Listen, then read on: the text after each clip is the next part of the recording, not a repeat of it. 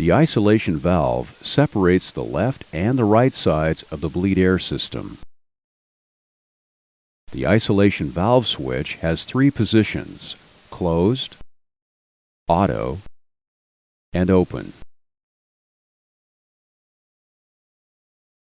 When the switch is in the open position, the valve is always open and the left and right sides of the bleed air system are connected. Now close the isolation valve.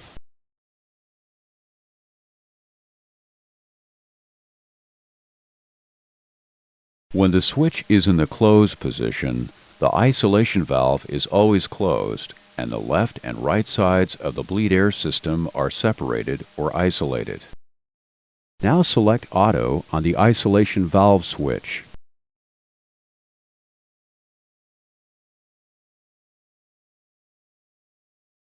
The normal position of the isolation valve switch is auto.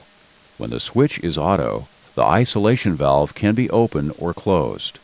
When the pack switches are auto or high and the engine bleed air switches are on, the isolation valve is closed. But if a pack switch or engine bleed switch is selected to off, the isolation valve opens. Move the number 2 engine switch to off and look at the isolation valve.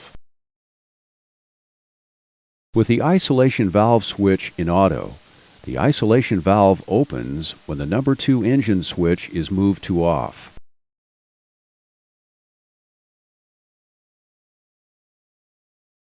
Now move any bleed air switches, the pack valve switches, or the isolation valve switch and look at the position of the isolation valve and other indications. Press the green arrow when you are finished.